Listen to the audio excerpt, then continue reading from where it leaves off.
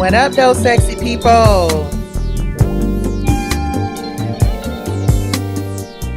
What up, those beautiful people? Hi, Insta. Hey, TikTok. What's up, Facebook? What's up, LinkedIn? How you doing, X, formerly known as Twitter? And welcome to my Worth TV people.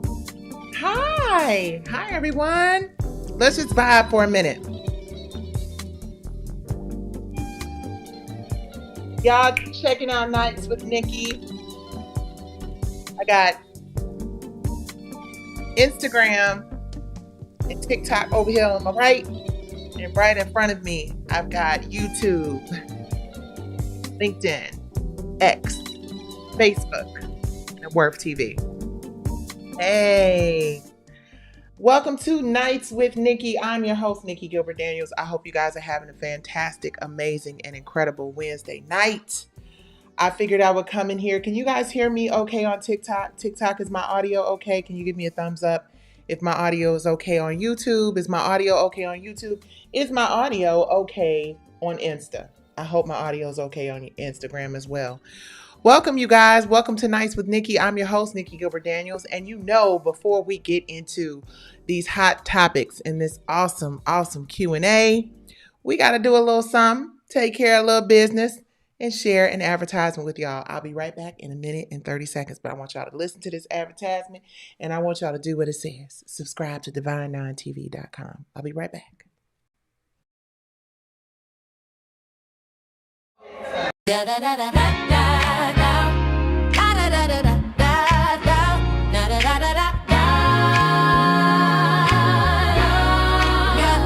The timing is divine, for real talent to shine, real stories to be told. Watch it all unfold. It's time to set the stage for greatness to be made. Time to prove that we can uplift and entertain. Shows that make you laugh and some that make you cry. News and information to help you find out why. Music, food, and fashion fills you shows with divine inspiration. Honoraries in my HBCU. We got R&B divas, we got R&B kings, R&B live performers in a film called Broken Things. She speaks live, divas and cocktails, the brand new musical drama. It Girls Diary of a Diva is coming back all new. A short film, social conflict, producing curtains too. From the bottom up, Pool A Central, social conflict and D9 News. Yeah, subscribe and you'll see the power of Divine 9 TV. How it helps community rise up and shine. Owned by the culture, led by the divine. Let's rise up and shine on with Divine 9 TV.com. Owned by the culture, led by divine. Let's rise up and shine on with divine. Thank you, beautiful. All right, y'all. I don't even know if I'm supposed to love my own theme song for our own theme song for our own network, but I just happen to absolutely love that. Thank you, Lions Bridge. You know what? My husband showed me. Yes, my husband showed me how on TikTok I can go straight to the comments.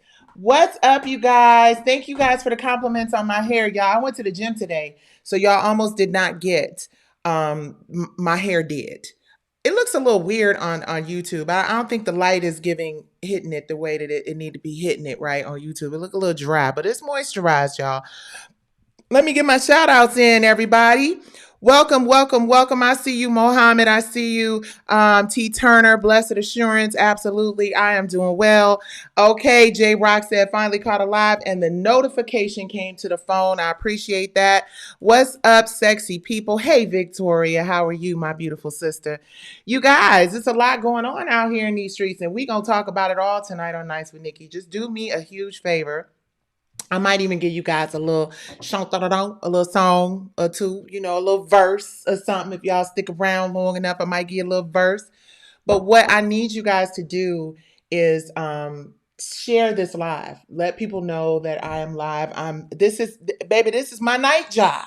I got day jobs, and this here is my evening job. So I just want to say thank you guys for coming in. I know there are a lot of people out here online. I know there are a lot of folks out here sharing information and content and things like that with you guys. And I just want to be one of those people that you spend the night, hey, with me tonight. Mm, Two nights the night. Come on, y'all, let's sing it. Golden lady. Oh, I'm doing all of this. Can y'all hear me okay? Please let me know if you guys can hear me okay. Can y'all hear me okay? I hope y'all can hear me okay. And the more that you guys, gentlemen and ladies, share this live with people, the more that it sends it out to people. So please do me the favor of sharing this live.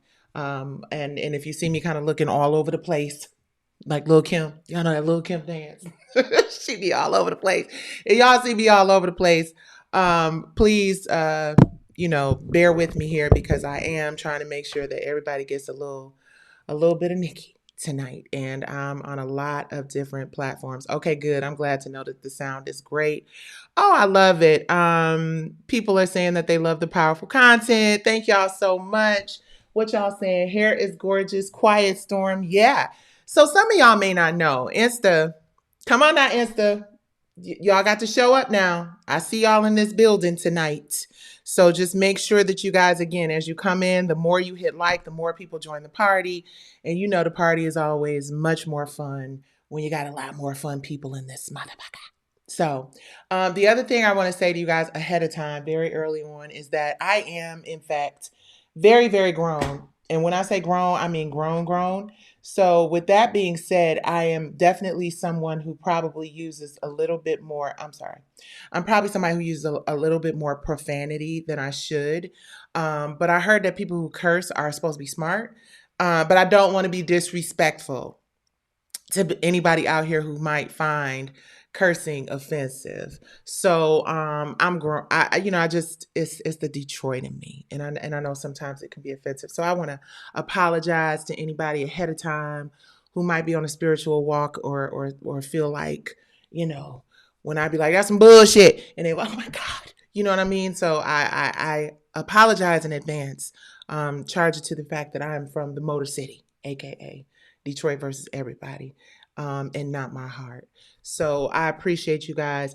Y'all, we got some things to talk about out in these here streets. There's so much going on, and I have been trying to turn a corner, for lack of a better word. But I want to talk about this a little bit because I think it's important as I'm on my walk of like being more authentic and more I love a good cuss. My fucking no, I'm just playing. That's terrible.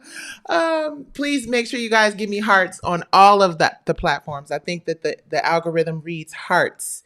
So if you're on TikTok, please give me some hearts on TikTok because DMC said I love a good cuss. And baby, I love to give you a good cuss. Jemiah says, face, I get it from my mama and my daddy. I appreciate you so much. I'm 55, about to be 56, and I know y'all tired of me letting the world know that, but it is true, said the cat. Anywho, a lot of stuff has been going on out here, and I want to say this. I'm not gonna hide from it. Y'all, yesterday I had a little bit of a moment, which is why I got my cocktail today. Honey.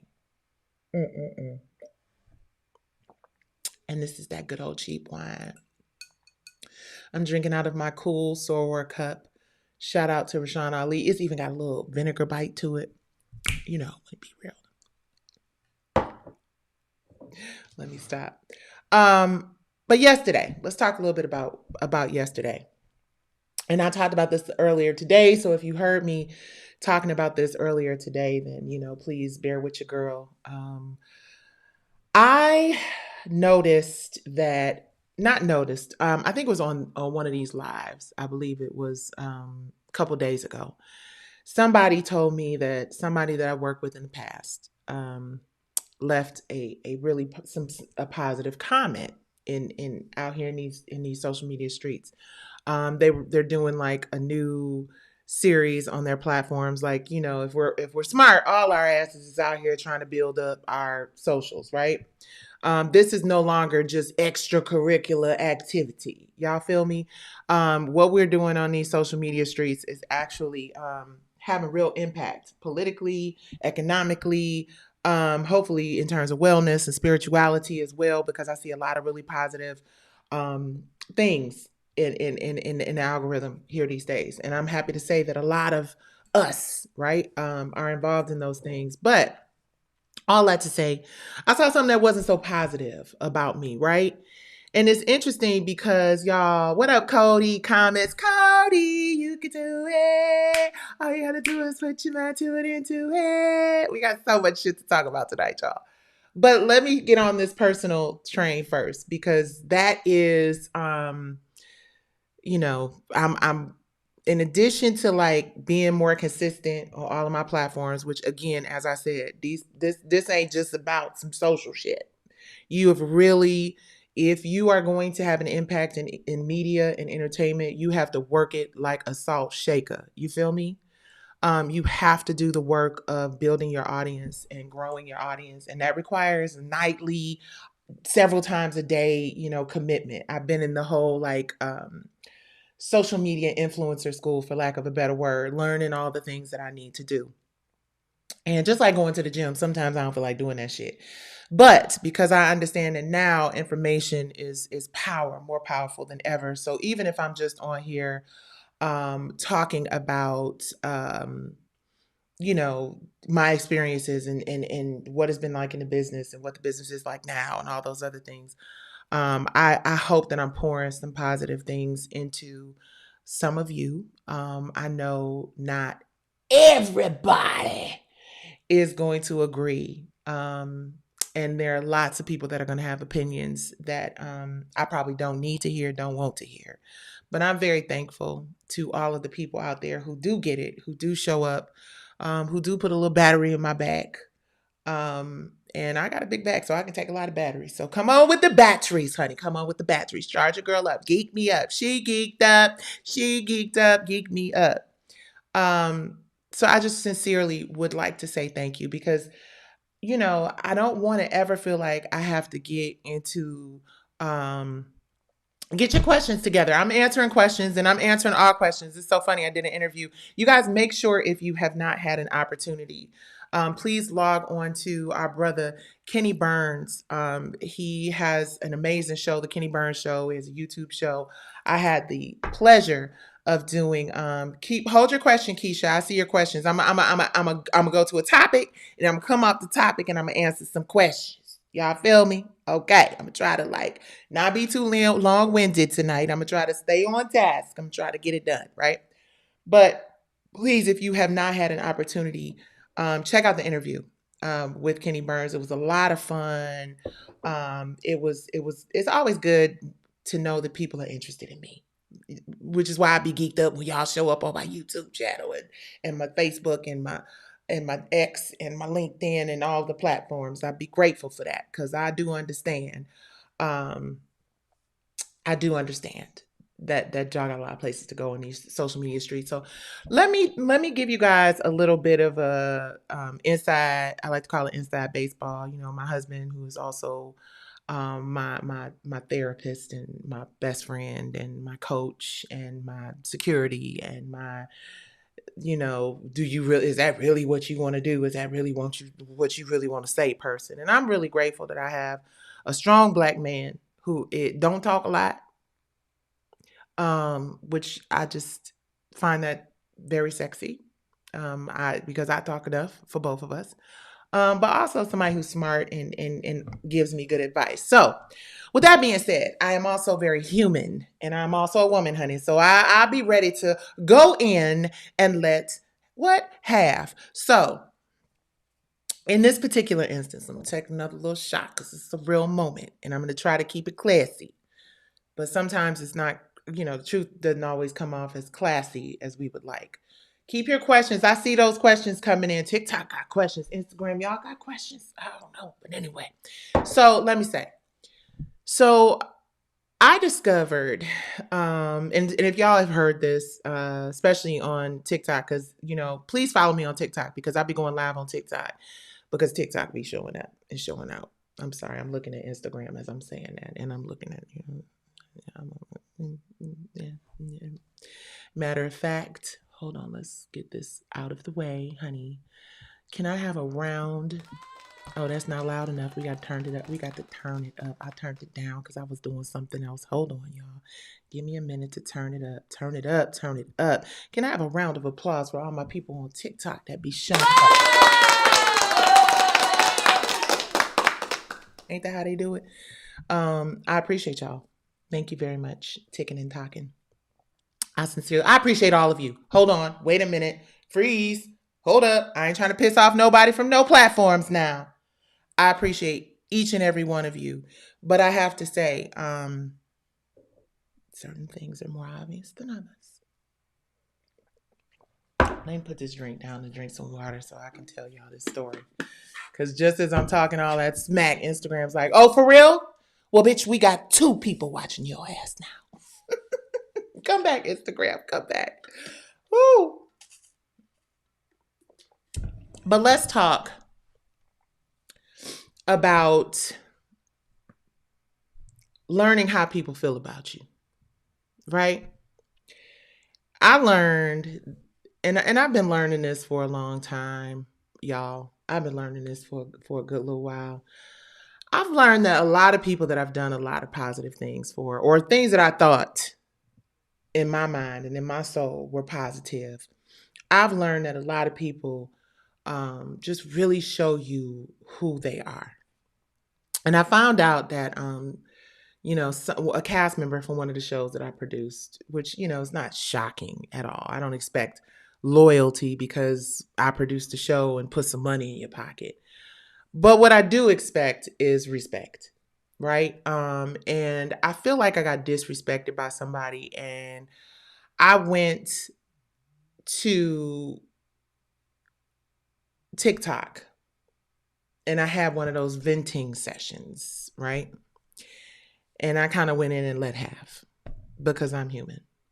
And I actually don't really throw rocks and hide my hands, contrary to popular belief, perhaps. So in addition to me, like, doing a live and just like laying out my facts and my receipts, right? I also left a post that was very direct under the person's post because basically the story went something like, this cast member that worked on a show that I produced insinuated that maybe perhaps she didn't know for sure, but she sent me a copy of an idea for the Hollywood Divas show. And she said she sent me the idea and it was very specific and very spelled out. And then she looked up and the idea was on TV1, right? And she didn't accuse me of doing anything nefarious, right? Which is the reason why I really had to like take a step back and check myself, right? Because she actually gave me a compliment. I mean, sometimes I feel like people be giving you backhanded compliments just because, they're going to lay into your ass, right? What is it? Tenderizing you a little bit before they go in. But yeah, a lot of people somebody said, yeah, I saw the video. Yeah. A lot of people saw the video.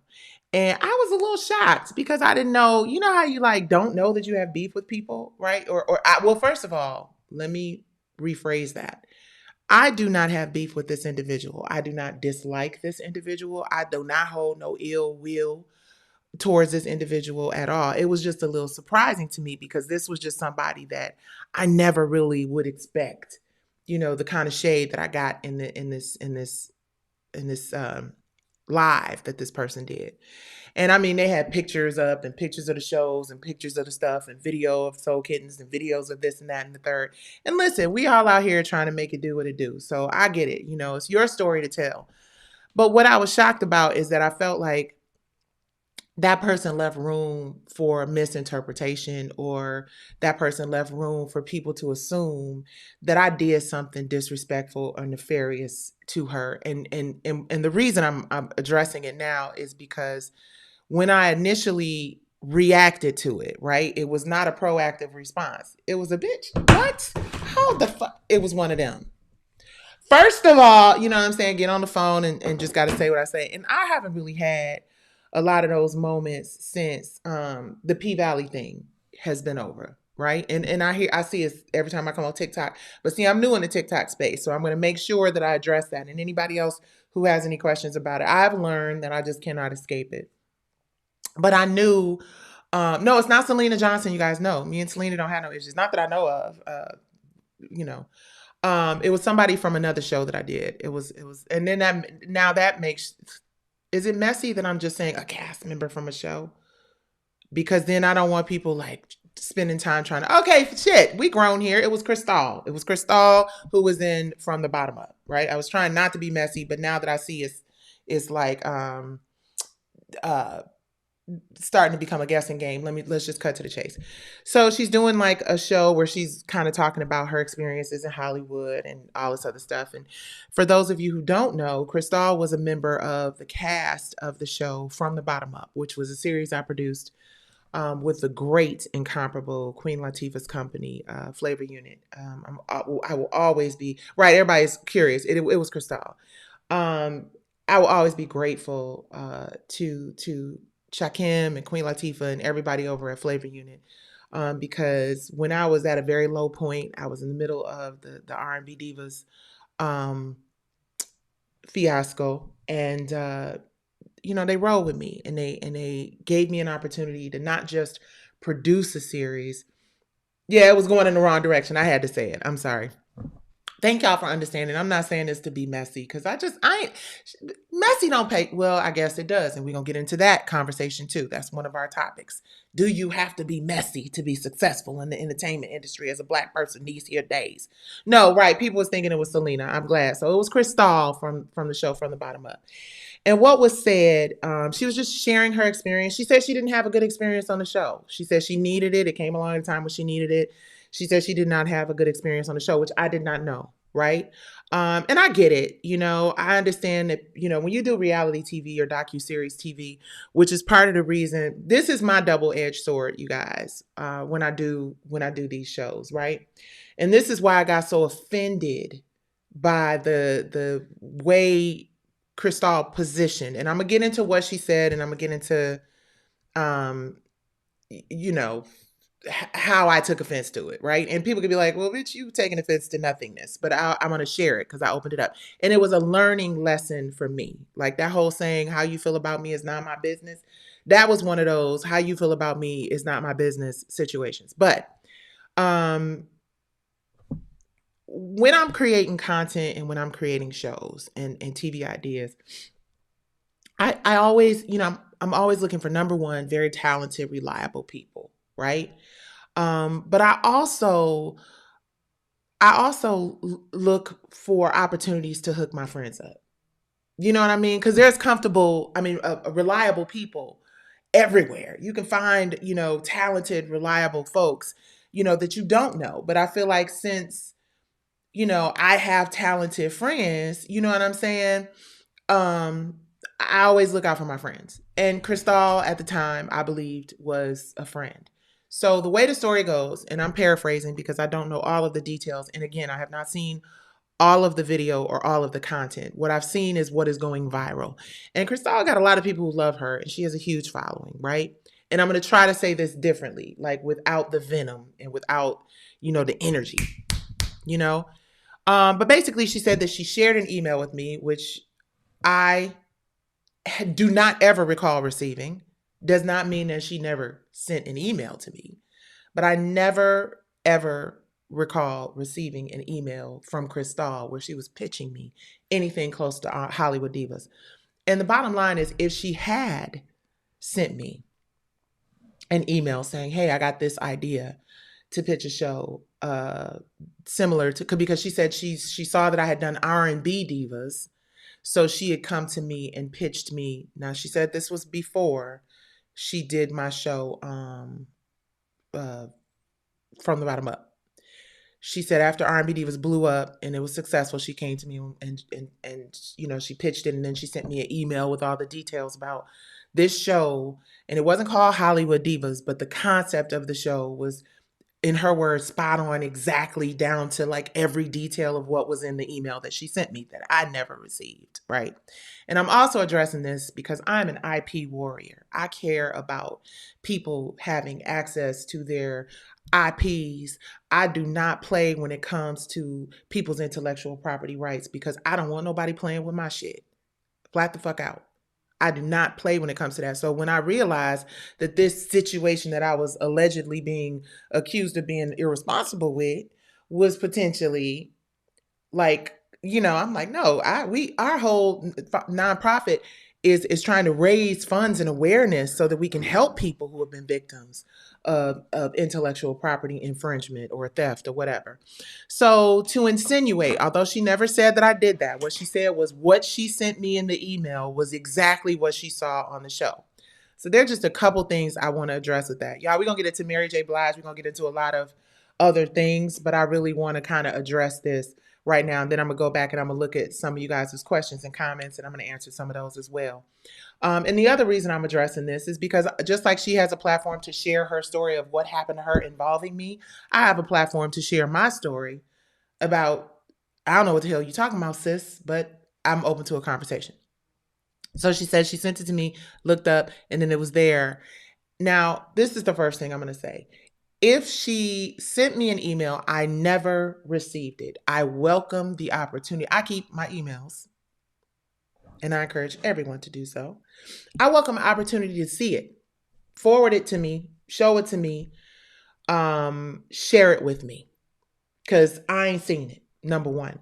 But the other thing that I would have said is, well, my love, I pitched actor version, theater version of this screen version of R&B Divas the same time I pitched R&B Divas.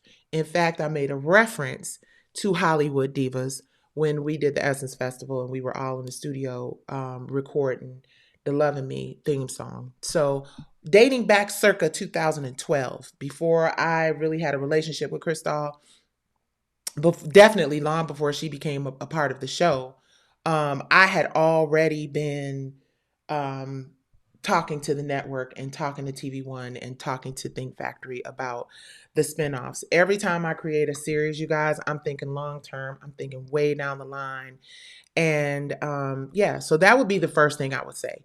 The idea was already in the big picture of franchise stuff. In fact, there's a sizzle reel that was created in year 2, right?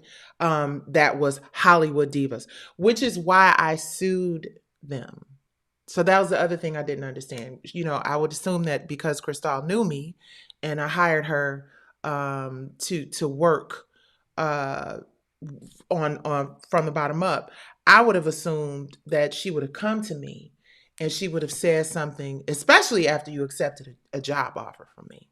If you felt like one iota, right? And what had me in my feelings and what had me reacting to the shit is the fact that she made reference to the P Valley case, and she said, which is what I found extremely shady.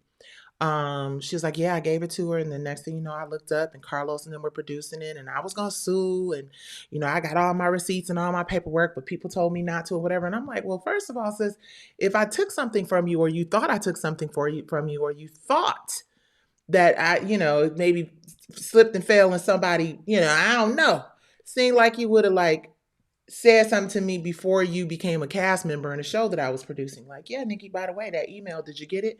And then we could have had that conversation then, so you wouldn't be on TikTok,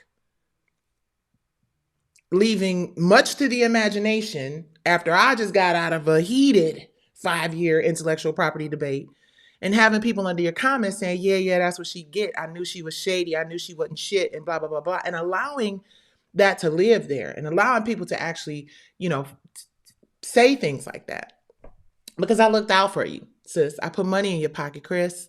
I never tried to hurt you. I only wanted, my friends to succeed.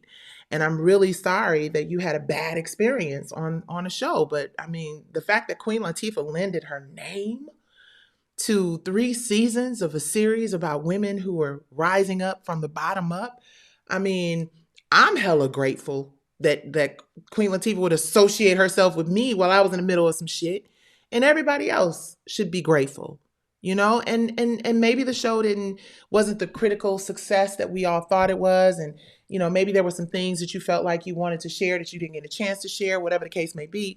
But to go on your platform and insinuate or leave space for speculation that maybe I did something nefarious to one of the intellectual properties you created, yeah, kind of shady. And then to say, yeah, I heard she lost that P. Yeah, I heard she lost that case. They say God don't like ugly. Since where? Ugly. I mean, I ain't the cutest thing in the world, but ugly where? I ain't ugly in the spirit and I ain't ugly on the outside. Helen the Clay made sure I was all right, regular, all right, but I ain't ugly. Nowhere.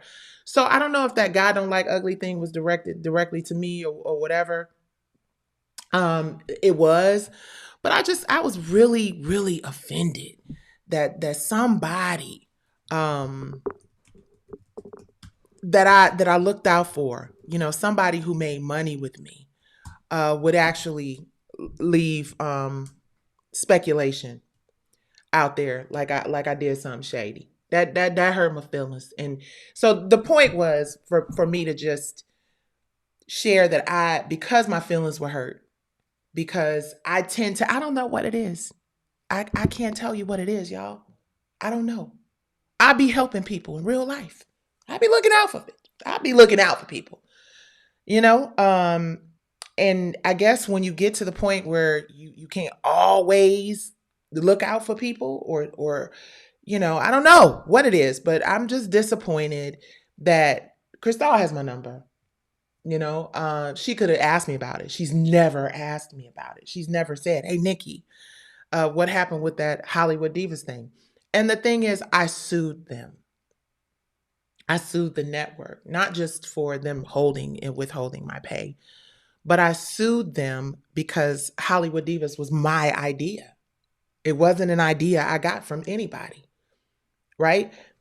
Hey, Pam.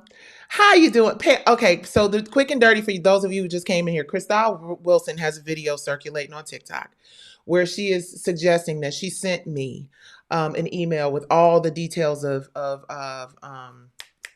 Hollywood Divas, and then she looked up and it was on TV One, and I don't know what happened, but she lost that case, and God don't like ugly, and it was insinuated that maybe I did something shady or shared her shit, and I did not, and I just wanted to be clear. And I love you, Chris. I wish you the best, and I hate that you didn't have a good time on the show because quiet as it's kept, we were looking at doing season 4 of From the Bottom Up, and where are they now and catching up with everybody. So the fact that you weren't here for the experience, I really am sincerely, sorry to hear that, because what we create is for people. And again, when you do reality TV, when you do docuseries television, I learned this shit the hard way, right? You're not always gonna like what you see on camera. You're not always gonna be proud of yourself. There are gonna be moments like that moment when I sent that long ass message trying to check you about what you said to me, Chris. You're not always gonna be happy with what you see.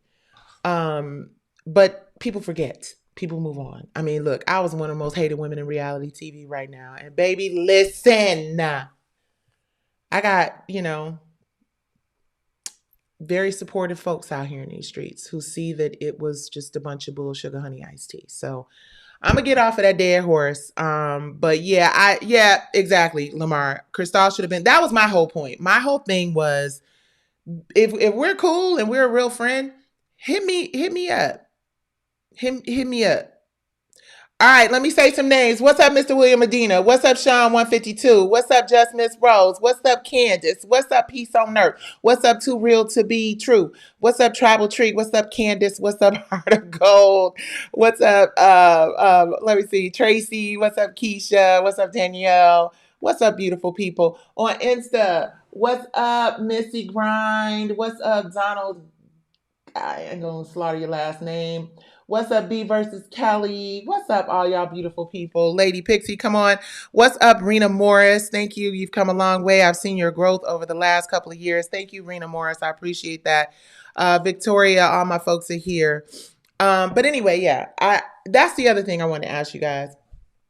And this is a question. Okay, let's get to this because a lot of people keep asking me about this P Valley thing, and I feel like I have to get into the P Valley of it all.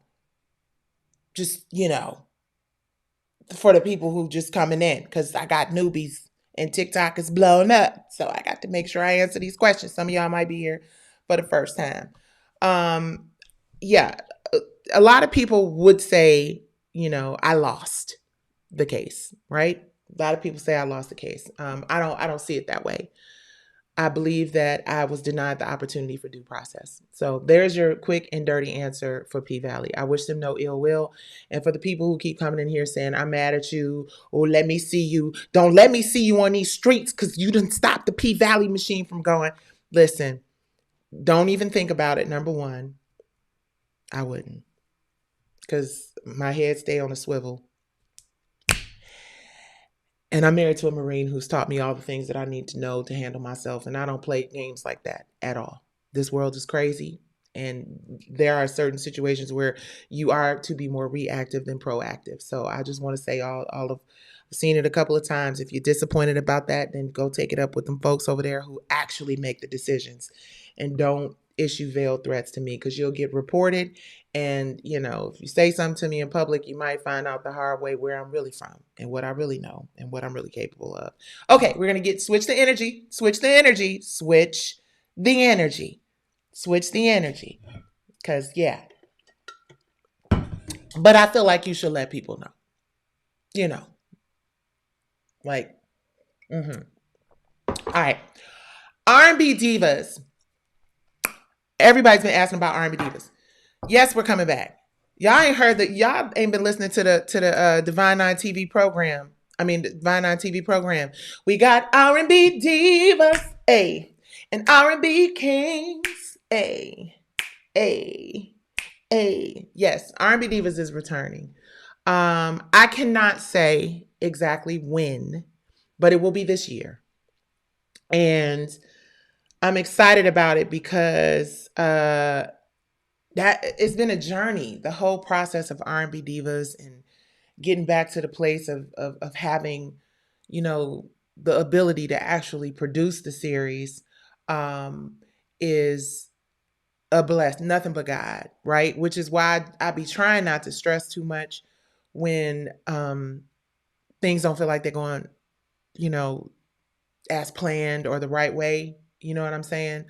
I feel like R&B Divas is a franchise that you guys are still interested in. At least I want to believe that y'all are still interested in R&B Divas, because y'all ask about it quite a bit. I've made it clear that I'm open for all of the divas. Anybody who's interested, I can just tell you that I've had recent conversations with some really dope divas, some LA divas, some Atlanta divas, some new divas, some older divas, some younger divas. The thing is, because we are doing this thing the right way, and we doing this, I'm a big proponent of just ownership at all costs.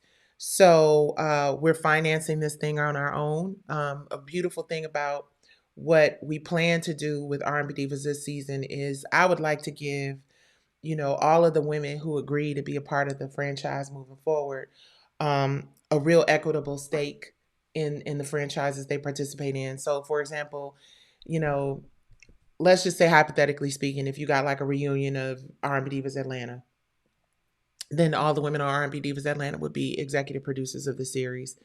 I'm just so over the middleman shit, y'all. I think the middleman shit is what has always caused problems at every level of entertainment and media, right? It's always somebody who don't have no fucking talent, don't got no fucking money really, just a facilitator, you know what I mean?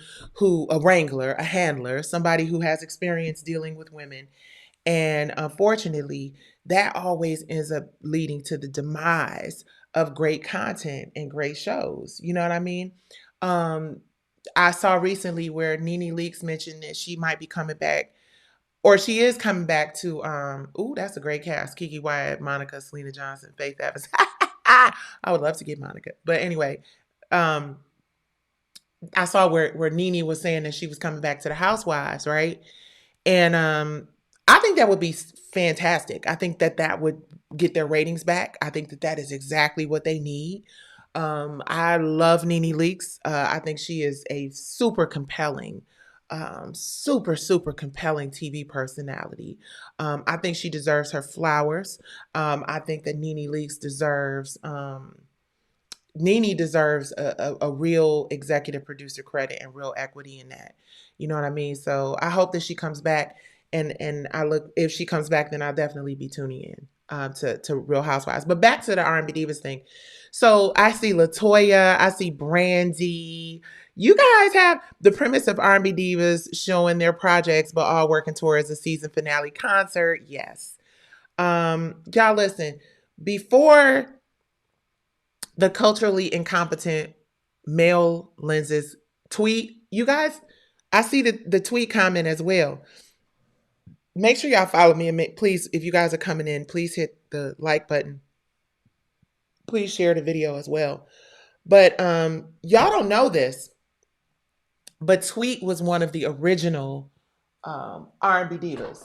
I actually posted a clip of Tweet about maybe a couple months ago. Tweet was one of the original people that I reached out to. I reached out to Coco from SWV. Lily from SWV was actually in the sizzle reel, the original sizzle reel for R&B Divas, you guys. Somebody said Shanice. Yes, Shanice would be amazing. Oh, today's Tweet's birthday. Come on, y'all. Happy birthday to you. Happy birthday to you. Happy birthday, dear Tweet.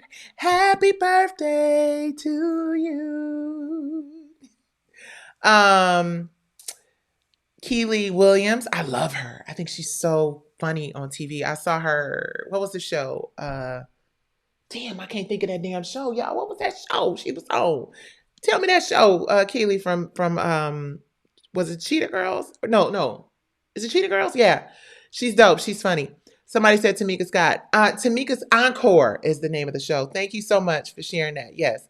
Encore is the name of the show. Y'all, Tamika Scott, since somebody said it. Drum roll. Hold on, let me do. Hold up. I better do this right. Where the drum roll at? Hold on.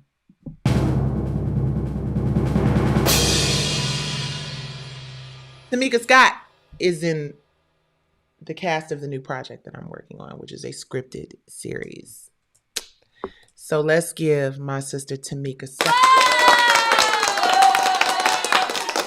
Tamika Scott is in the musical drama It Girls. I've only released one name of one person who is a part of this project, and I shouldn't even release that, but everybody's signed, sealed, and delivered. But yeah, Tamika Scott is playing the role of Stephanie, who is a woman who owns a string of salons. I can't wait for you guys to get to know the characters in It Girls, because this musical drama series is fire, as my daughter Brandy would say. Trina Braxton is my sister. I love her. But don't the Braxtons, I think the Braxtons have their own show. But I mean, of course, all the Braxtons. Listen, here's the thing. I've already said this. It's Selena Johnson for R&B Divas. I see Amel Leroux for R&B Divas.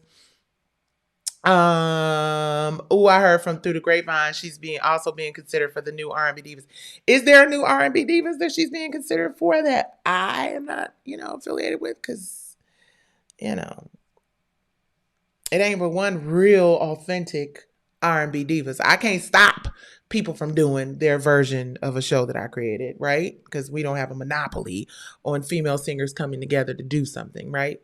But if you're going to call it R&B Divas, you got to come through me first.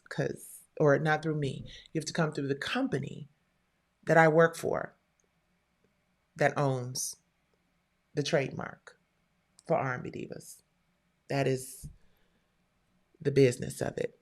Yeah, if you want to use R&B Divas in anything, if you want to use the authentic original name. But anyway, I love Cheryl Pepsi Riley. I've worked with Cheryl before. Fantasia's my soror. I love her to pieces. So one of the reasons, you guys, real quick, I want to say, one of the reasons why I was so concerned about making sure that R&B Divas didn't go completely off the rails is because here's the thing.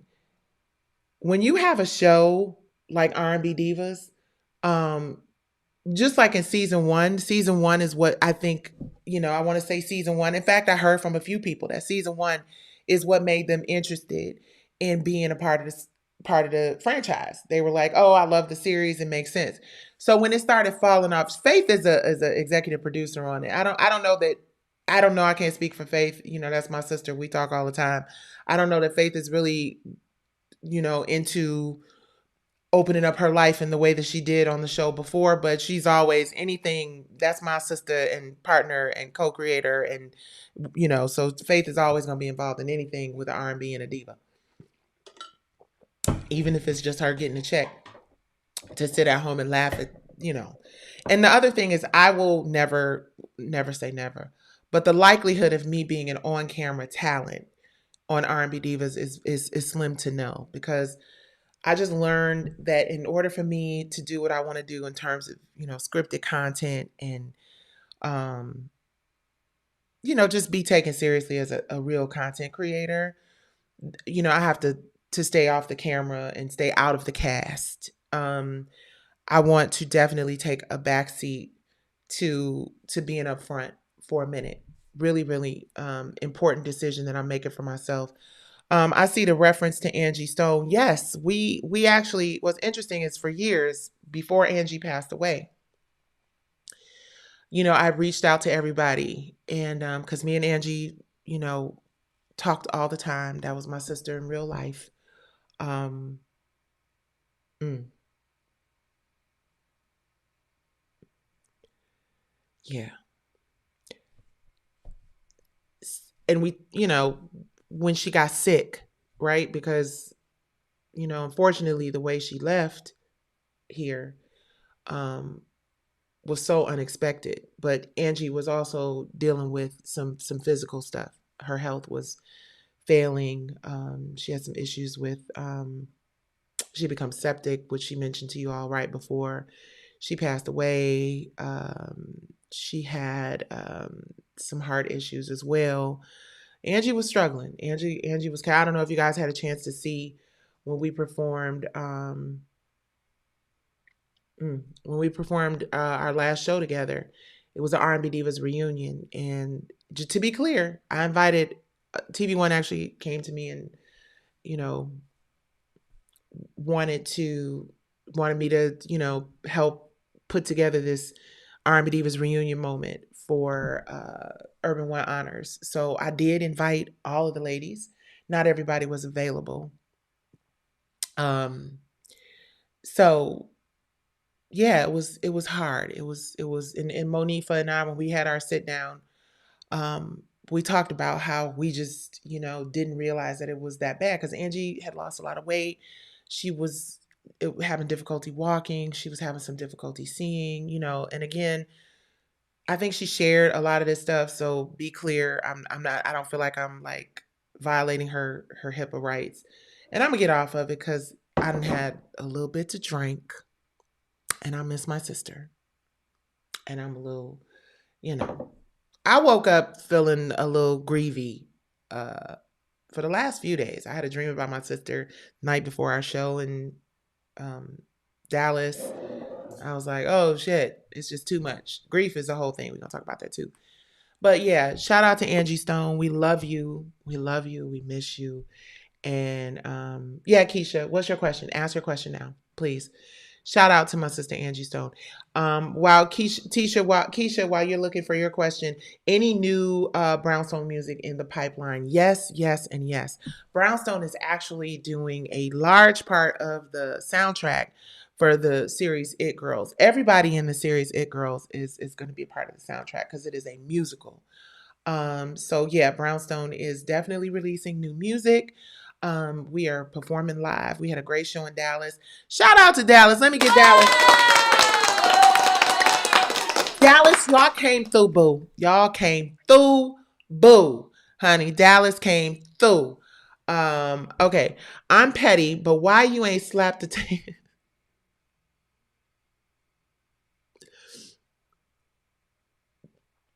Y'all can read what she's saying. When she tried you on TV, because girl, okay. The Selena situation on R&B Divas. You know why? This is why. This is the real reason why. I'm gonna answer it. I'm gonna answer it. I'm gonna answer it because number one, I love her. Um, I don't. I don't. I don't dislike Selena. Um, I don't have no issues with her. We had a chance to, like I said before, We've had a chance to hug out a lot of the shit that happened on the show. I here's the thing, y'all. Like, because I knew what was happening, Keisha. That's the reason why. Number one, I knew here. Let me say this about Nikki Gilbert Daniels and Selena Johnson all these years later. Um, I knew. First of all, you guys remember, I was the oldest member of the cast outside of Angie, right? I was older, and if you guys really look at Selena and I's relationship over the course of the series, it just went bad all of a sudden suddenly. So if it feels like it just went bad all of a sudden suddenly, it did. Like, because in the beginning of R&B Divas, Selena was the person who was like, let's go. What you need me to be? You need me to drive from Chicago? You need me to what? I was like, Selena, y'all need someplace to stay? You can stay in my house. So Selena and I were like really cool. If you guys remember in the beginning of the series, she was even talking about some of the financial stuff she was going through. And, there was genuinely like a sisterhood and a thing there. When you do reality TV, because Selena and I have very similar personalities, I say this all the time. She you know, she's from Chicago, I'm from Detroit. We both, what comes up comes out. There were some things that were said to her by other producers that were not true. She was told that I said things, um, and that I did not say, that I did things that I did not do. You know what I mean? And Selena was very clear that she had some trauma from, like the stuff that was going on with her parents, both her mom and her dad, right? So when Selena and I, started getting cool, we would like call each other after, all of us would call each other, after the scenes, because that was our way. That was going to be our way, should I say, of us making sure that we weren't, like if we had to have a little bit of rhythm here or there, we want to make sure everybody good. You good? And towards the end of the season, which is when that happened, it was the very last scene. Um, Selena was furious with me about things that were just not even true and not even real. Like, even when you think about, what happened. I don't know. Was that big blowout? Yeah, that big blowout was at the end of season 2. That's right, because then that's when I left the show and vowed to never return. And that is also the night that a gun was pulled on my husband, which is, I'm sorry, G-Win. That was the night that a G-Win was pulled on my husband. And that was it for me. Yeah, G-Win. But the night when she got up and was when we went downstairs, she was so mad, and she was like, that, she was going off. She was furious. And long story short, Rocky was involved. Rocky pulled the gun. He was like, your husband is too big. I had to shoot him. I couldn't fight him, and this, and that, and the third. And I'm like standing there, and Rocky's standing there holding the gun. And I'm like, I'm in a G-Win. This why I be getting the algorithm be tripping. Cause my ass always be saying the shit you ain't supposed to say on these here channels. So please make sure y'all hit like and whatnot.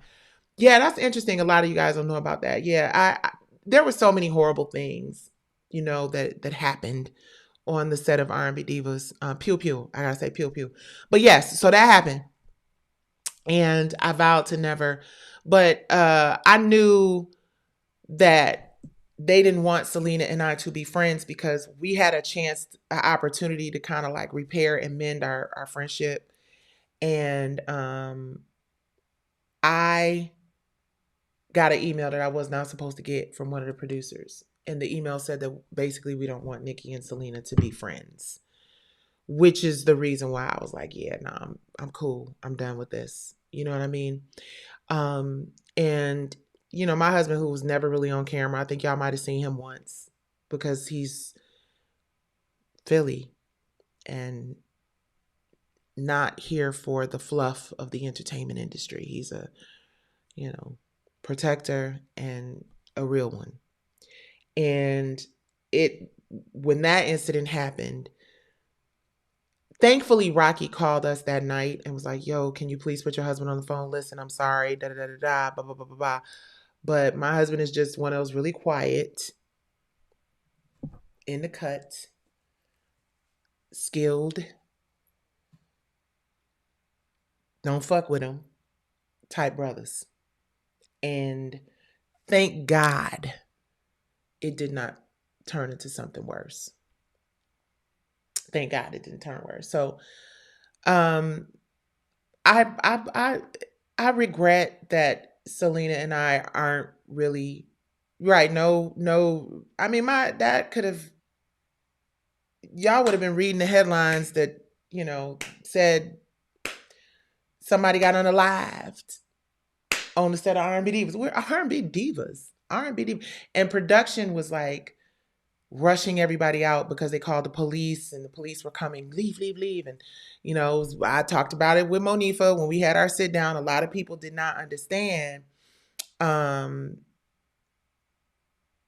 a lot of people didn't understand the issues that I had with Monifa, but one of the biggest issues I had with Monifa was the fact that she was in the back. She jumped in the car with Rocky after he pulled the gun on my husband and was like, go, go, go, Rocky, the police are coming, leave, leave, go, go, go. And I was just standing there stuck. Like I kind of felt stuck with Cristal. Like I'm like, why are my friends like turning on a dime on me like this? And why is Mo in the back seat with somebody who just pulled a pew pew on my husband saying, go, go, go, go, go, go, go? You know what I'm saying? So I needed to, even if y'all on YouTube and, they're like, oh, you're just one of those needy friends who needs people to apologize. Yes, bitch. If you was in the car telling the guy that told my husband, that pulled a pew pew on my husband to go, go, go, go, go, and then the next thing I see, you on Wendy Williams talking about how you don't like me and you don't F with me and I ain't done nothing to you. Yeah, we need to have a conversation about it. So, and Mo was always interested in squashing it and interested in and then honestly, I feel like I'm always beating a dead horse, but you guys are interested and we gotta share, right?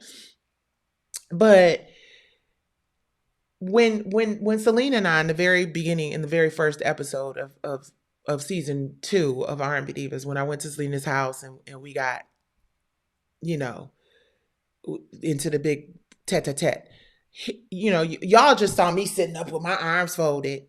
Yeah, well, I got an idea too. Like I was just trying to like rain on her. I don't wanna rain on this parade. But I'm starting. Okay, I'm gonna get y'all some more later. But y'all just thought I wanted to rain on Selena's parade. That wasn't it. That was not it. The issue was I wasn't coming back for season 2. Y'all heard that? Your girl wasn't coming back for season 2. And the network, hold on, let me do this TikTok. They asked me to verify that I'm a human. And the network said that the show would not come back if I did not come back. They felt like they needed me in season 2 in order for there to be a season 2. So I said, you know what? These are my friends. We can work through this shit. I'll come back. But I said, I'll only come back if you guys allow me to do this tour. Because the whole concept of R&B Divas was that we was coming together to get, to go on a tour. I'm sorry, YouTube. I'm sorry. I gotta, my family is talking to me and I'm ignoring them on YouTube. Honestly, Tamika should have been cast on Real Housewives. Okay. Kiki, Selena, Nicci, Lil Mo, Monifa, Jasmine Sullivan would be a great new cast. Nicci, I watched the episode of Apollo. Thank you so much. Nicci, I love you. I pray you and Selena can come back together. Right. I mean, not even if it's not for, although in a perfect world, I would like to see Selena anchor the show. I'm not going to be on the show, but I would love to see, like, I feel like a dope R&B Divas cast would be the underrated ones, right? I see a Selena, a Sunshine, people who got great records who you've heard, perform and whatnot. But you're like, what, why didn't it go further or what, you know what I mean? But yeah, I hold no ill will towards Selena because I know that there were very nefarious, evil things that played. Now we're all responsible for the choices and decisions that we make, right? And yeah,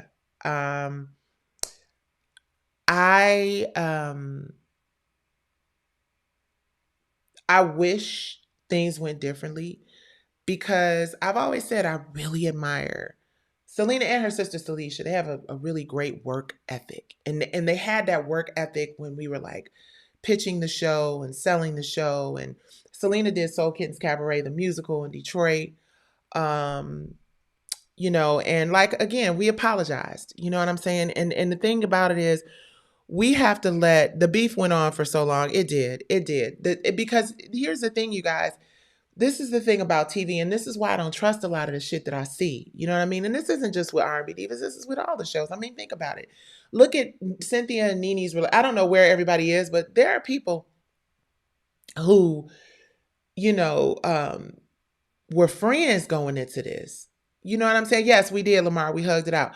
It was a lot of people that were friends going into this. And when Angie Stone came to me, Angie told me things. I cried like a baby after I had a conversation with Angie. I really did. It was one of the last conversations that we had, and it was after our sit down, right? But Angie just told me how so many people, yes, Portia and Shamia are another example. Angie broke down to me in more detail than she had ever before about just how dirty these people were trying to do me behind the scenes. And she was like, I'm not pleased with myself for that. And she would always apologize to me because, and I know who the people that were in the meetings, I know the divas that agreed to participate. And I was just like, damn. I was like, I created this whole concept for all of us to win. It wasn't about me. Because I can't do R&B Divas by my damn self. It wasn't the Nikki Gilbert shows. In fact, I was contemplating not even being on the original season because I was like trying to get my Mona Scott on. And I just learned that, my mom was embarrassed. I mean, imagine, mother's like, oh, my daughter created the show, and she's on the show, R&B Divas, it's number 1 show, and buses riding through the city with our faces on it. Your mom and your family and folks, they be really proud of our successes. It was a second chance for us to make a first impression. You know what I'm saying? It was a great opportunity for us.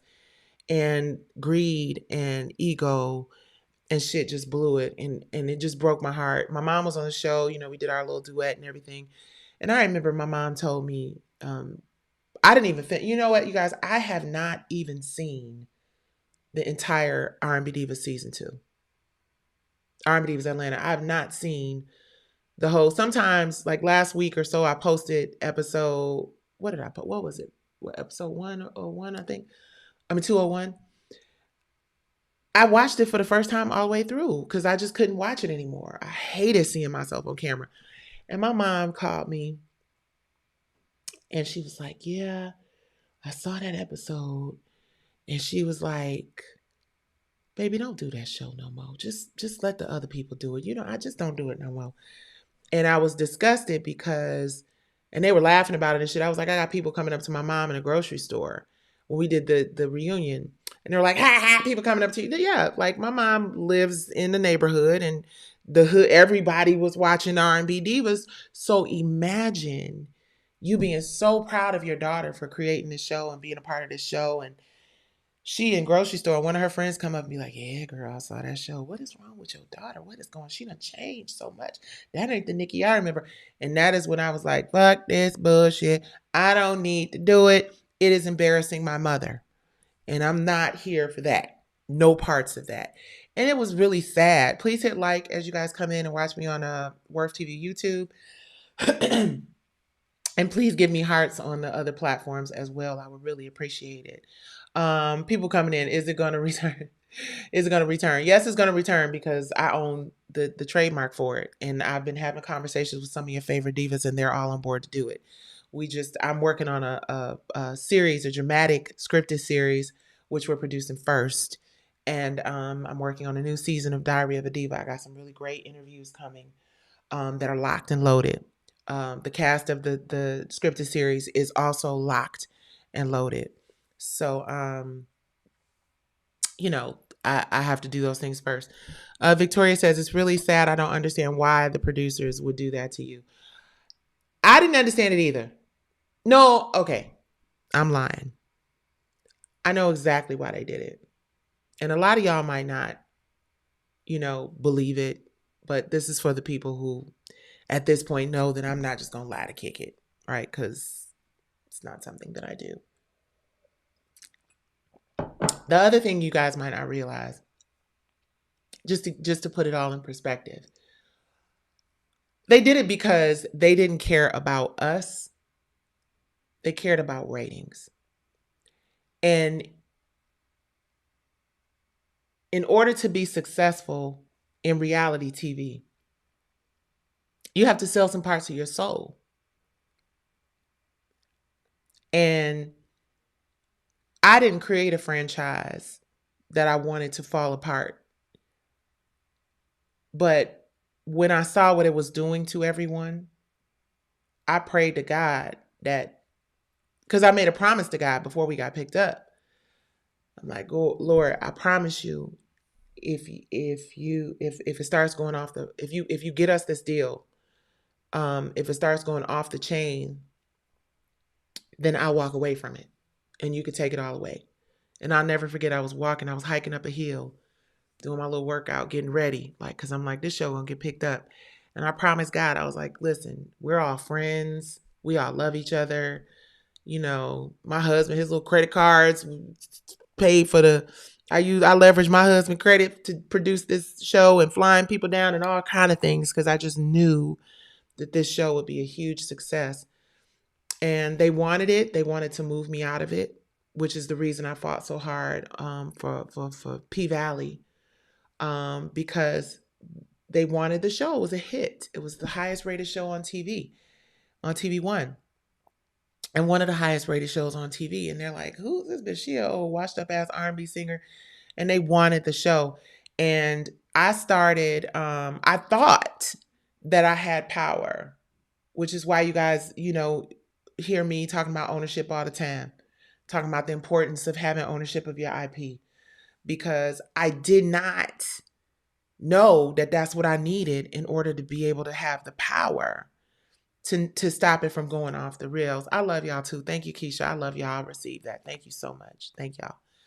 And I learned a hard lesson, right? I don't regret shit, because I know that God doesn't take you to something without bringing you through it, right? So when it started going bad, in season 2 at my Curvado fashion show, for example, my daughter was sitting next to Kiki and Michael. Kiki was pregnant. And this is when I knew that it was a setup. This is when I knew that they wanted my life to be hell. The producers of R&B Divas walked up to my daughter, Brandy, and asked her to proposition Kiki's husband. I didn't know, they didn't tell me until we wrapped the scene. So during the Curvado fashion show, they don't know what my daughter has been through in her life. They don't know what she's had to fight through. They literally, and she didn't come to me and say anything because I was producing my fashion show, my Curvado fashion show. She didn't come to me and say, hey, she just said, what? Are you crazy? No. So she went to my husband and she told my husband, these producers just came up to me and asked me to put my hand on Kiki's husband's lap and rub his leg while I was sitting next to them.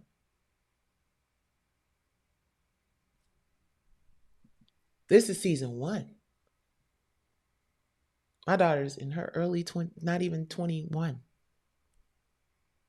And they wanted her to rub Kiki Wyatt's husband's leg while she was sitting next to them. So they told my husband, and my husband said to them,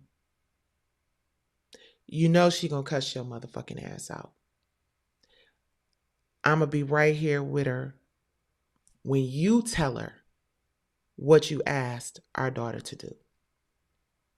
We're not gonna break up this show right now. We're not gonna break up this scene. But I want you to pull my wife to the side when all of this is done, because it was the Mother's Day fashion show event. We had kids, we had babies, Kiki's kids were there. First, they asked Ramona DeBro, the radio personality, who I asked to host the fashion show for me, to do it. Ramona DeBro said, no, are you crazy? So then they went to my daughter and asked her to rub his leg. So I'm standing around after the fashion show and I'm like, oh my God, this is so great. We done rented this house. Everything is amazing. The fact it was Mother's Day. We all cried. We all emotional. And the producer came up to me and was like, um, Nicci, I don't really know how to say this, but we did a really bad thing. My husband's standing there with his arms folded. Tell her what you did. Tell her what you said. Like, and I'm like, what? Like, what? What is going on? And sure enough, they told me, we asked your daughter to proposition Kiki's husband and rub his, yeah. And I'm like, what? And Brandy was standing there by this time. And I just walked off because I went from the pinky toe to the top. I lost my shit in the car. Like, these motherfuckers just want so desperately to ruin my fucking life on this fucking show that I created for everyone.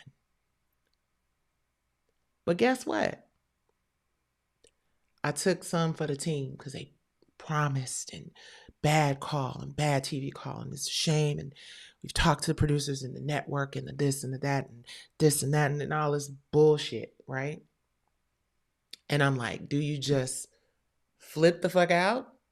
Sorry, y'all cuss. I'm sorry, which is probably why the algorithm is like, whatever. But or do you assume that this was just a bad call and they apologize profusely and whatever?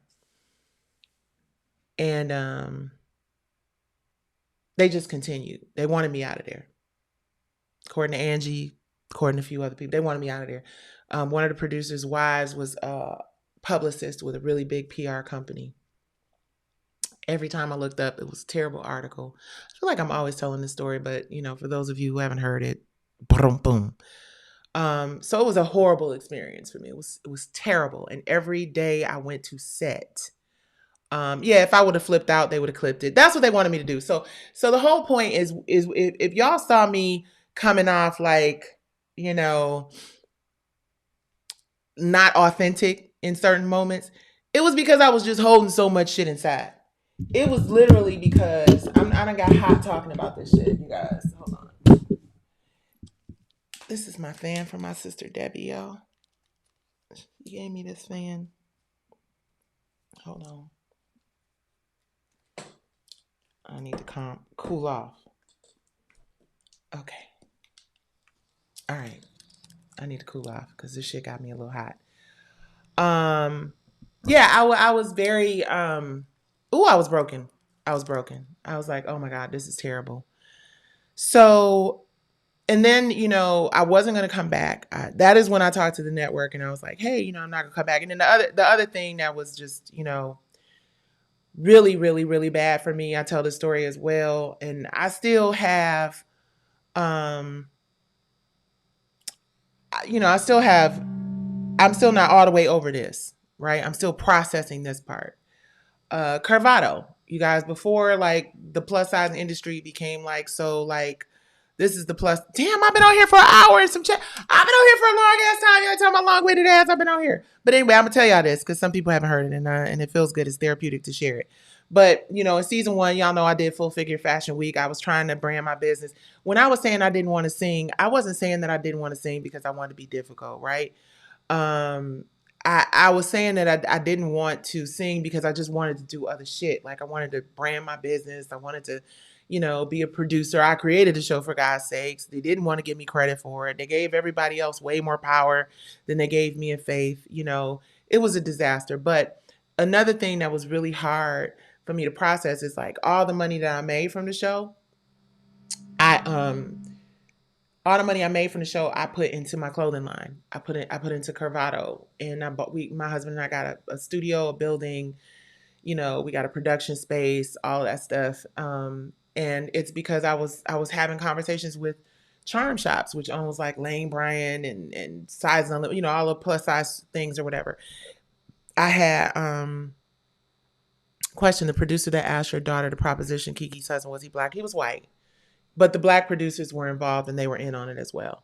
Yeah, but the producer who came to me and apologized was white. In fact, they had the head of the production company come and apologize to me and my husband. And they kind of like made the producers in the field take one for the team as if they didn't know that somebody was being so absurd. But anyway, when it started to affect my business on the Corvado thing, because they had done those things to me, I think that their goal was to try to get me out of there. Because the other thing is, a couple of people who worked on the show, and these people to this day I'm still cool with, and I'm still grateful for them.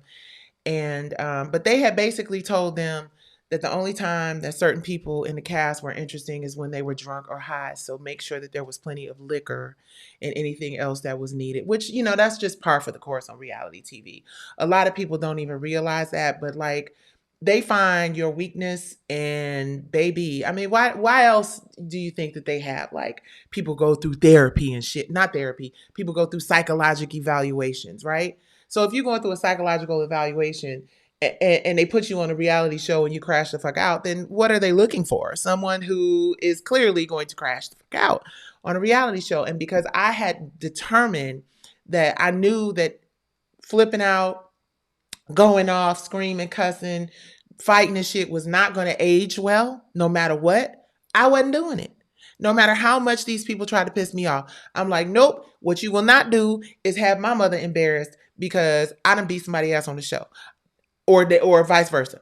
We're not going to do it. I'm too big. I'm too grown. I got too much to lose. My career is too important. I'm not going to be, bitch, I don't give a fuck. I don't get, y'all never saw that. And it's crazy because I never did that. And I was like labeled like this terrible person. So this was the straw that broke the camel's back. The producer's wife was the head of a major PR company. And back before you could just get on live and straighten the shit out like I'm doing right now.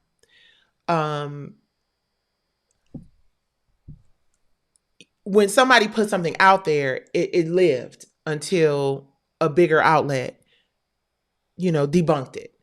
And there's an old saying in the entertainment industry, if it bleeds, it leads. So in other words, the more ratchet and difficult, and bad the shit is, the more people like it. So I did my fashion show. I had Essence magazine, I had Mary Claire magazine, I had all these magazines reviewing my fashions. And the head of Lane Bryant and Ashley, all these big stores or whatever, they scheduled a call with the head of the company. And I reached out to the producers and the network and stuff. And I was like, oh my God, my clothes might be in like a big box, Lane Bryant, whatever, woo, woo, woo. And they're like, oh my God, that's great. I was like, I got a meeting. I got a call with everybody on this date. I'm so excited. Maybe we should film, my conversation with the people, blah, blah, blah, blah, blah. Yeah. The night before, and the article's still out there. It's still out there. I wish I could pull up the screenshot for y'all asses. But the night before this big conversation, after I done spent all my money and did the New York Fashion Week and did all this shit, somebody put an article out 2 nights before, because the next day I called the network. It said Nicci Gilbert is a terror to work with. She's causing chaos on set. The producers are going to replace her with Kelly Price. She is no longer going to be a part of the show. The network is firing her. Imagine you geeked up because these people finna like help you put your plus size fashion line in the biggest plus size store in the country. And you share this with these motherfuckers. And you wake up after they done had your daughter propositioned.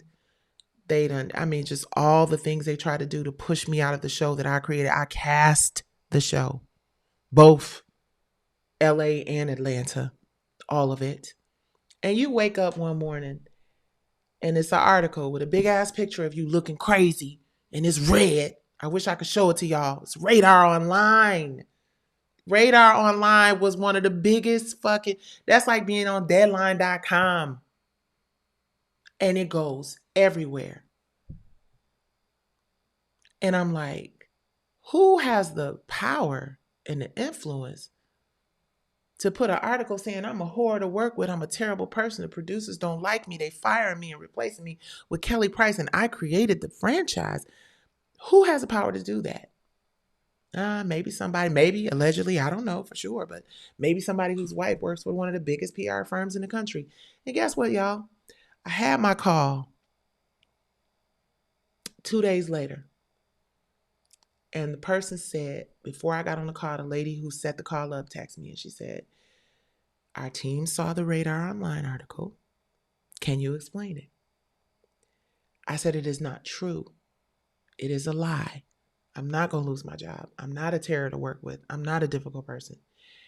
She said, can you give me anything? So we call a network. The network issues a statement saying Nicci Gilbert is a model person. She's not being fired. We love working with her. She shows up. She brought us this series, blah, blah, blah, blah, blah. But guess what, y'all? Y'all don't care about the positive shit. The people in the streets don't care about that. And guess what? Neither did the head of the company who was going to put my fashion line in the stores. And I got on the call with them and they were like, we think your clothes are amazing and your personality is great, but why don't we wait till smoke clears with everything that's going on with the show? I was devastated. I could not believe that a lie that was printed in a publication about me being terrible and awful after all the sacrifices and all of the like, okay, I will forgive you for what you did for my daughter, but just don't do that anymore, okay? Like a big dumbass. I lost a huge opportunity and I was labeled a horrible person. So I went to the network. They flew me out because I sent them an email and was like, I'm not doing it. I'm done. I'm not going to do it. They told me if I didn't do it, the show couldn't come back and everybody was going to be out of a job. So what my happy, friendly ass do? I went and met with them. They flew me first class and everything. Head of TV One, CEO of the network, the head of Think Factory, the CEO of the all the big boys. And they talked about how much they respected me. And they talked about how much they, we need you. You're three-dimensional. The head of Think Factory even grabbed my hands and looked me in my eyes. And Nicci, you're so important to this series. And I was like, okay, I'll come back. I said, I will come back on one condition. Faith and I are producing the tour. We got Live Nation, AEG on board. We got promoters on board. I've got to be able to do this tour. You guys have blown my opportunity to do my plus size line. I got to be able to do this tour. Oh, the tour? Yes, that's a great theme. Yes, that's a great theme. First day of filming. And there was a producer that a lot of people didn't want to work with, not just me. A lot of people didn't want to work with him. They said, we're going to get rid of him. This producer will not be around the divas because none of the divas like him. And the network was like, yes, he has to go. Y'all know what he did? Y'all know what these motherfuckers did. They fired him. I'm sorry, they took him out of the field as a producer in the field in Atlanta with us. And they made him the head of all the producers that were working with us on the show. So they gave him even more power, but they kept their promise to me that he wasn't going to be in Atlanta. He wasn't going to be there no more. After I signed the agreement and agreed to come back for season 2. And I found out, y'all know how I found out? I found out because they invited me to Selena's house, which I didn't know where I was going. And me and Selena had some beef. And I was like, well, I'm going to go anyway. I'm going to go. They told me when I it made me wait like 2 hours. We're not ready yet. We're not ready yet. She'd have cooked all this food. And this is why I wasn't mad at Selena. This is a long-winded ass way of why I wasn't so angry with her, because I knew she had been as hoodwinked and bamboozled in hindsight. I said, no, I'm going to go in here. I'm going to be a team player. I'm going to go in here. So I went into Selena's house. She didn't have a chair for me. She thought that I was ignoring her and not responding, but they never told me. And they had me sitting in a Starbucks for almost 3 hours so that it would look like I said, fuck you, bitch. I'll come when I want to, which was never my intention, but I came late. She didn't have a seat. She was pissed. That's when she told me to suck 10 bags of you know what. And she put me out of her house. I did not have a chair, none of that stuff. But what was really terrible is after all the stuff that I went through and them agreeing that we could pursue the tour, which if you look at season 1, we ended with Faye saying, well, yeah, Nicci always wanted to do a tour, but we ended up doing the Whitney Houston charity idea because Whitney passed and that was more important to us at the time. So I'm sitting there thinking, okay, well, this will be a great opportunity for me to tell everybody that, promoters on board and UK's on board, European opportunities. And I sat there and Selena and them were like, we got this great idea. We figure, why not be a tour? And I'm like, these motherfuckers done got my dumb ass again. I was like, wait. So they went and told Selena and her sister to promote a tour. Now, whether or not they knew about the tour that I already had lined up, I don't know. But the fact that they went and talked to them ahead of time and had her have a whole dinner and make it appear as though I was late so they could announce a tour, I was sitting there like, these motherfuckers. And then guess who comes up out of the shadows? The producer they told me that wasn't going to be there. With a wink, with a smile on his face like, ha, ha, ha. I was like, oh, they just really want me to just walk away from all the stuff I created and just give it to their asses and just with my tail between my legs. And then I had to show them that they were fucking with the wrong one. And I don't care what any of the people on the TV who don't know me think. This is the shit that I created. And I hired and brought all of these women on board. And you are not going to push me out of my franchise. So the entire season was me dodging setups. The entire season was her charity's fake. She's got a fake charity. The Brownstone performance, y'all, we had a bunch of women. There was an organization called, and they're still around, they're called the Center for Black Women's Wellness.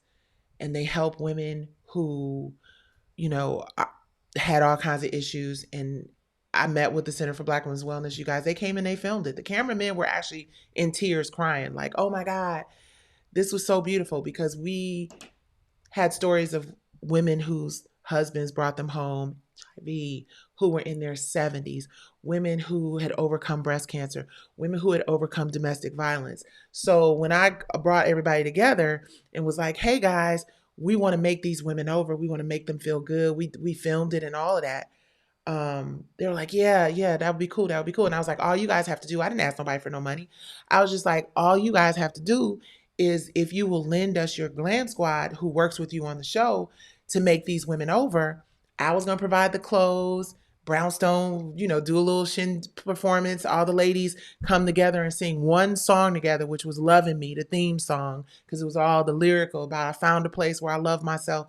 These women overcame so many obstacles.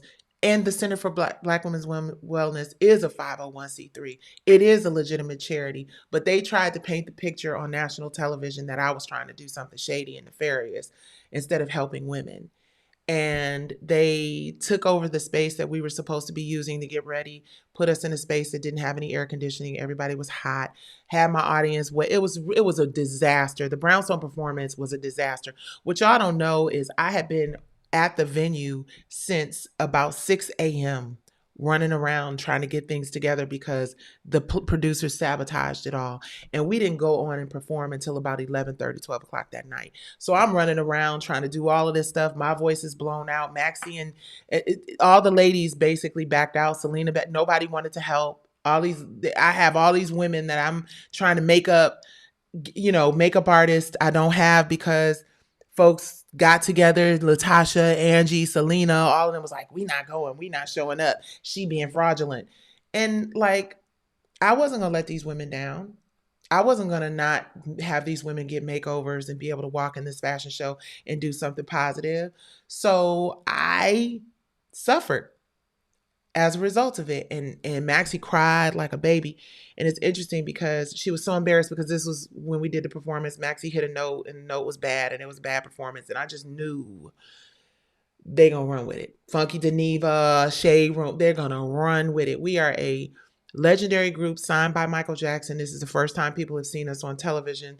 This is the opportunity for us to come back and do positive things, and they're gonna show the worst of our performances, which they could have easily cut out, but they did not.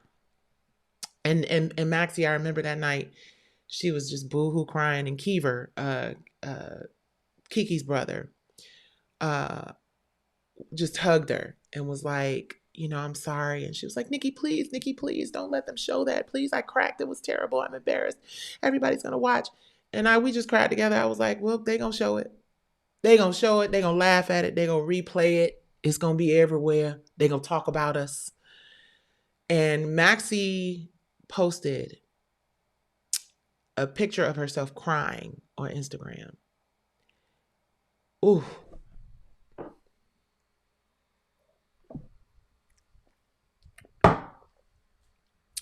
The trauma. Jesus.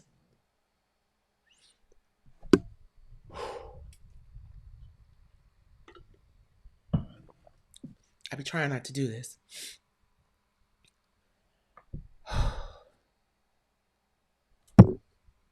She posted a picture and it said, I feel like I could crawl into a hole and die.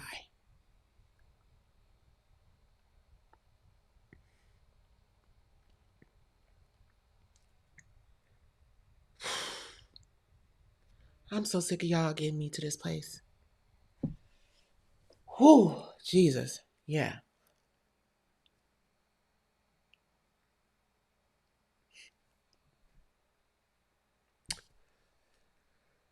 And then people were using that when she died. Like, oh, I think she unalived herself. I'm like, what? Are y'all crazy?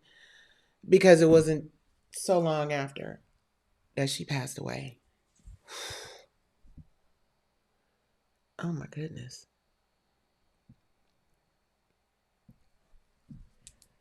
So yeah, it was so foul and so disrespectful and so inconsiderate. And then you still got like people who were on the show who didn't speak up, who didn't, who didn't show up when she passed away.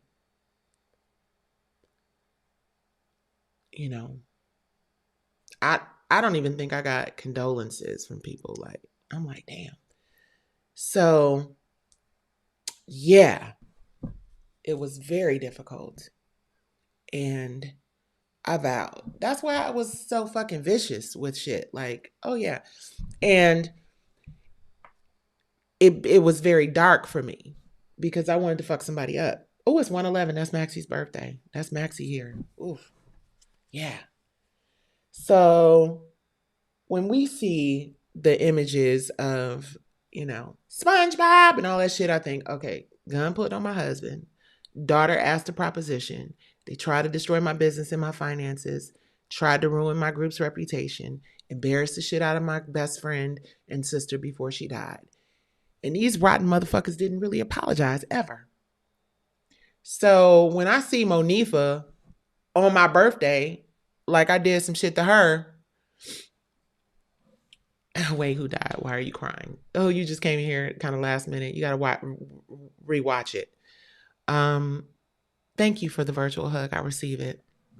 And I cannot get away from this shit. I always have to do, but because I got hundreds of people watching me on TikTok and platforms and shit, I gotta share it with people who maybe have never seen it. But that is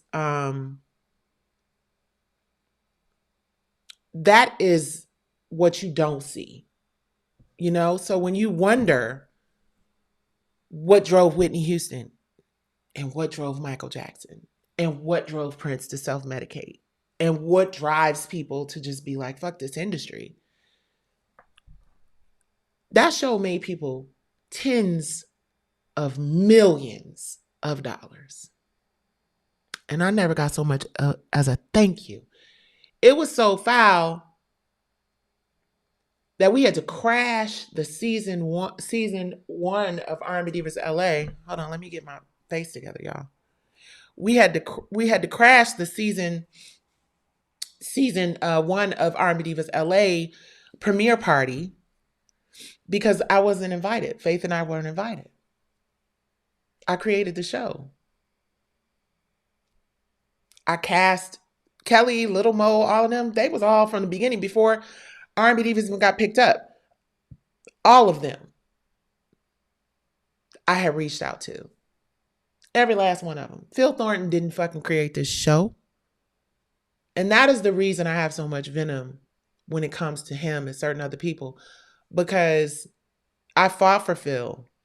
I fought for Phil to have more power than he should have, in my opinion. I really thought Phil had my back. Me and Faith both. I really thought he had my back. I really did. And when I learned what he was doing behind the scenes through not just Angie, but other people who told me, I was like, wow, people just really only care about money and fame and popularity. And it's like nobody really gave any respect or consideration for the fact that I created the show. And I hired my friends and I had their back. And I was viewed as a problem because I didn't want it to go sideways. And I would check them and be like, yo, listen, why do we have all these drinks on set? We don't need all these drinks. Y'all remember the scene where I was holding Kiki's baby and they turned my voice up and used a clip from somewhere else, like I was screaming on the baby and the girls were laughing at me, but the girls were actually laughing because I cussed their asses out. Because Kiki was like, Nicci, why do we always have to have wine and liquor and get drunk and then start going off? Y'all saw the dinner can stream being seen. Part of the reason I was so frustrated is because we had all said we wasn't going to get drunk and be buzzing and out of our minds on TV. But that is what they wanted because it made for a better show. And yeah, it was really difficult. And that Maxie thing I still, can't really process that because she was so broken. And when I saw that and I hit her and I was like, damn, y'all, I need to wipe my nose. Hold on. When I saw that, I told her to take it down immediately. I was like, Maxie, take that shit down. Take it down now. Take it down now. Yeah, it was crazy. So anyway, that's my R&B Divas trauma. I was supposed to get into Mary J. Blige and a bunch of other stuff. That is the reason that the show fell apart. Monifa didn't do anything. I mean, and that's part of my issue. Like Mo and I were probably the closest out of everybody. Monifa said even herself, she has substance abuse issues, and I was like, nope, my friend got to be on this show. I don't care. She's going to be on the show. She's going to share her sexuality. Then she got married and they got a GLAAD award. And I wasn't invited to the wedding. And I wasn't invited to the GLAAD awards ceremony. And I was the show's creator. And it was just really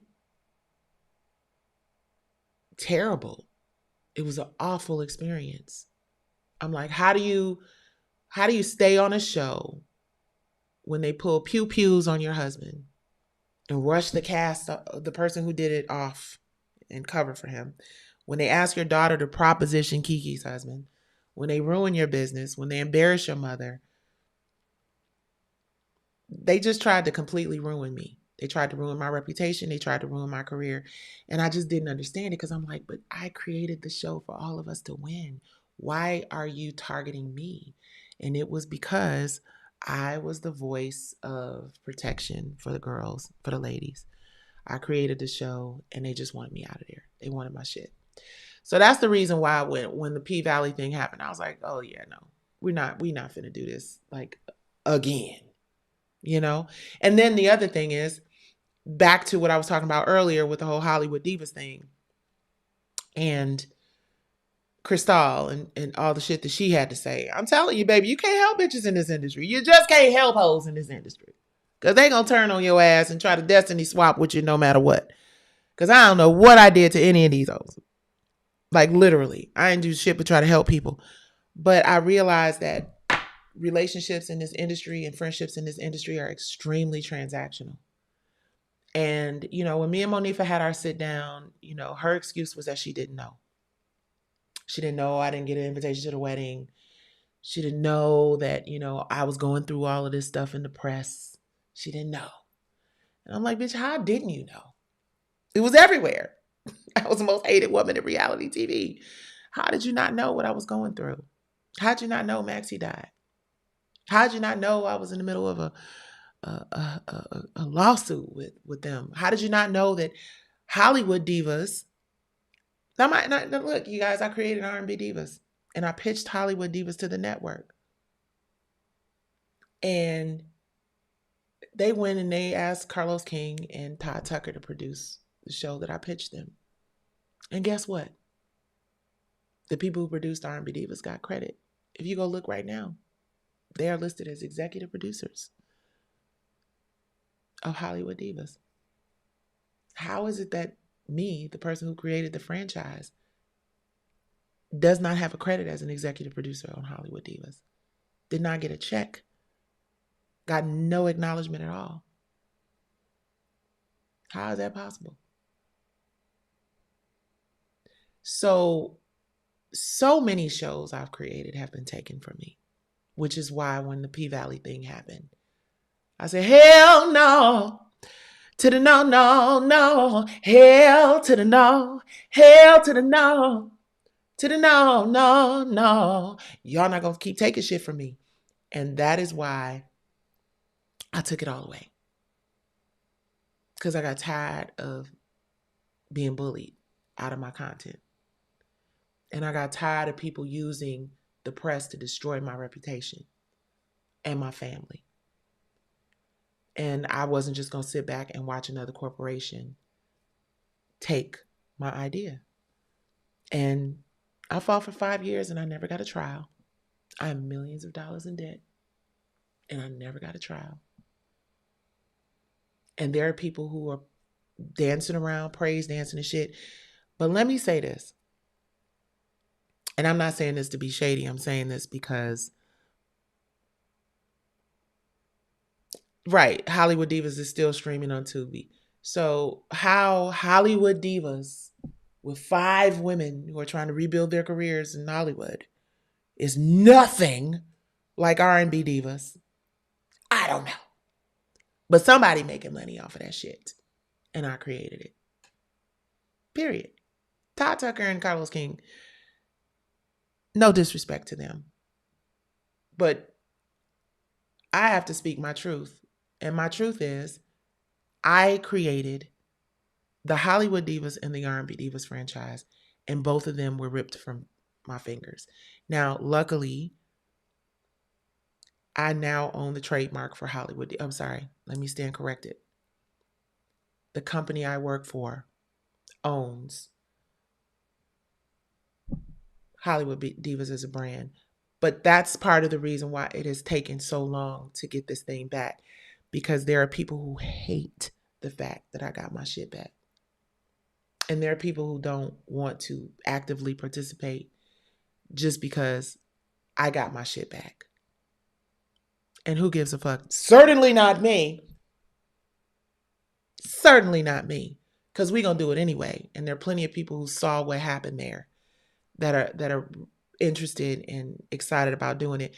And that is the reason why I started Divine 9 TV and Worth Media and Worth TV, because I realized that every time I come up with a dope ass idea, a great concept, a great show,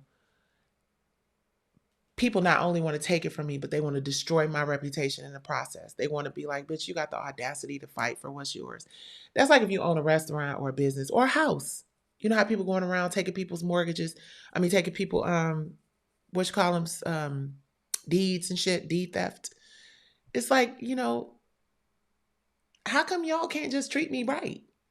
because nobody would motherfucking be working if it wasn't for me. Because didn't nobody create it and cast it and put the sizzle reel together and do the work but me. So yeah, that whole thing has been, and I have therapy for it, absolutely. Because I have to, because otherwise it would really destroy me from the inside out. It's just really hard, to deal with the cold hard reality that these people are cold blooded. They don't fucking care. And it's what I try to tell young creatives, right? I try to when I come on here and I say, hey, listen, subscribe to Divine Nine TV. Part of the reason I'm asking y'all to subscribe is because the more people who subscribe, the more people who tune in, the more the algorithm says, hey, listen. And the easier it is for me as a founder of a pre-seed startup to get the funding that I need to do all of those shows. Like in a perfect world, R&B Divas would be funded by y'all, by the people. I'm gonna pay $5 a month, and I'm gonna get a whole season of R&B Divas. And if enough people did it, we would not have to have a middleman, you know, playing games with people and pulling pew pews on people and propositioning people's to asking people's kids to rub people's husbands' legs. We wouldn't have to do any of that. We would just be able to be great artists and great performers, and you know, bless the people with really cool stuff. But unfortunately, you know, the way this industry is set up, they just don't want to see you win. They just do not want to see you win, and it's so disheartening because R&B Divas was a damn good show. From the Bottom Up was a damn good show, and we could be in like season 10, season 15, some shit like that. Everybody could still be working. You know what I mean? People's businesses and families could be thriving, but we had to be, um, you know, toyed with and disrespected. And as a result, everybody lost. Yes, I trademarked and patented. I do. My name is trademarked. Don't fuck with me. I learned, honey. I'm still learning. I'm still learning, and I'm still recovering from a lot. But yeah, we don't, and that's the reason why I've been offered the opportunity to do shows. I've been offered the opportunity to join cast and all that other stuff. But I'm just not interested in giving nobody that kind of power over my family anymore, especially at this big age, 55 going on 56. I'm not giving anybody that kind of power over me anymore. So I don't ever really see myself working for anyone else in that space that way, because people care about money. They don't care about people. They don't care about families, right? Why no more P Valley? Probably the same reason why no more R&B Divas.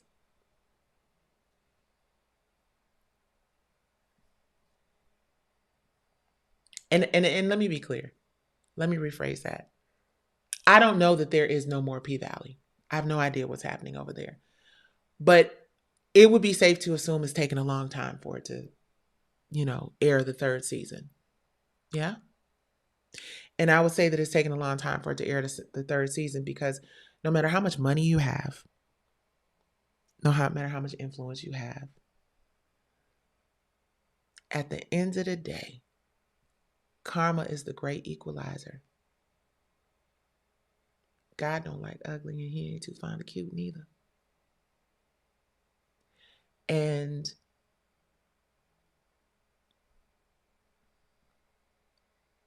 by the grace of God, as hurtful as not having an opportunity to go to trial for P Valley, that's all I wanted.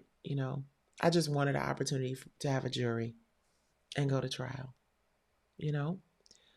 But what I learned is you can't wait for permission to produce your content and your ideas. I learned that if you want to see something happening in your community or in your space, you have to build it and pray to God that they come, right?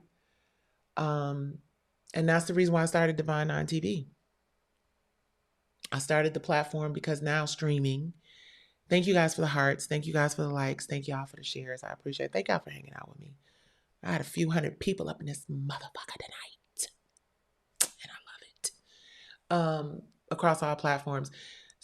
Shout out to Twitter X. Shout out to Facebook. Shout out to LinkedIn. Shout out to Insta. Shout out to TikTok.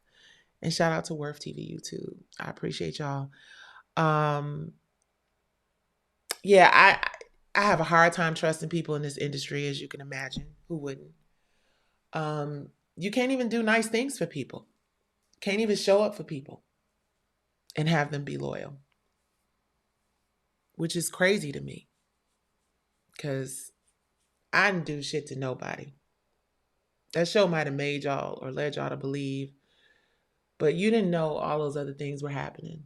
Y'all didn't know all of that behind the scenes shit was going down. Y'all weren't aware that I was literally dodging pew pews, literally. And it was just like, and Angie said it. And Angie was like, wow. She was like, they just wanted to break you down. She said, I started to get sick to my stomach because I started to feel like we were a beat up squad and we were beating up the person who provided the platform for us. And I was like, ooh, wee. And she cried and she apologized. And, we had a conversation about it once we were able to pull it all together. The pew pew wasn't actually, they didn't actually let off any SHOTSs, but I stood face to face with Rocky, Latasha Scott's husband, who had a G win in his hand.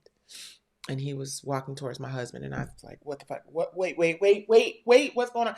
And my husband was just like, "I'm Superman. I'm pew pew proof." And I'm like, "No!" And it was Kiki and Jakeem were dragging my husband to the car, and I was like, "Get him!" It was terrible. It was terrible. It was the worst fucking night ever. And that was it. That was it. That was the night I left and vowed to never return. And I was just blown away at the fact that the women that I provided opportunity for did not even call to check on us and see if we were okay. I almost didn't make the reunion. They had to pay me a lot extra. So I did make them pay my ass to show up at that reunion. And then I got to the reunion and was under attack at the reunion. So can't win for losing.